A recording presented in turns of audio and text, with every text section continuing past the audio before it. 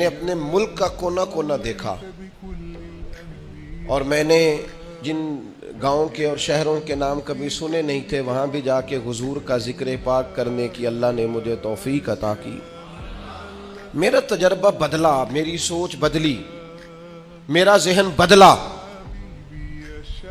इस साल भी महफिल मिलाद में जहां मुझे गुफ्तगू करने का मौका नजर आया और जैसे ही मैंने यूं करके मजमे पे नजर डाली ना, मुझे जवान ज्यादा नजर आए, मुझे स्याह दाढ़ी वालों के अंदर जज्बा ज्यादा नजर आया, मुझे उनकी जवान आंखें हुजूर की मोहब्बत में भीगी हुई दिखाई दी।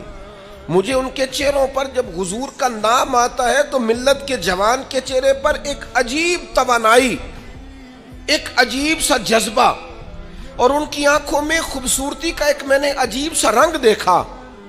और मैं ये समझ गया कि यार नहीं, ये तो नहीं ना हो सकता कि ये सौता कभी खुश्क हो जाए। बहुत पुराना मैंने किसी सूफी का शेर पढ़ा था, मुझे पसंद भी बड़ा था और वो मैंने अपनी जिंदगी में जब जब उसको अपनी जुबान से अदा किया वो मेरे दिल में घर करता चला गया। लेकिन अब मैं सिर्फ अपने लिए नहीं कह रहा, अब मैं उन सब जवानों के लिए कह रहा हूँ जो हुजूर की महफिल मिलाद में आते हैं और हुजूर के नाम का नारा अलापते हैं और महबूब की मोहब्बत का तराना कहते हैं और हुजूर की नात पर उनका वजूद हिलता, हरकत करता और झूमता है। उन सब के लिए कह रहा हूँ कि इश्क लगा सी खेडा खेड दीनू, इश्क लगा सी एवं खेडा खेड दीनू ते खेडा खेड दीनू ते फिर मैनू ना वो खेडा भुल गईयां। मैं ते कज्जल पाया सी यार दे वेखणे नू, फिर ओदी याद विच रोंदियां ही डुल गईयां। हैदर शाह इस गली कदे ना रुलदी पर हुण रुलदी रुलदी रुल गईयां।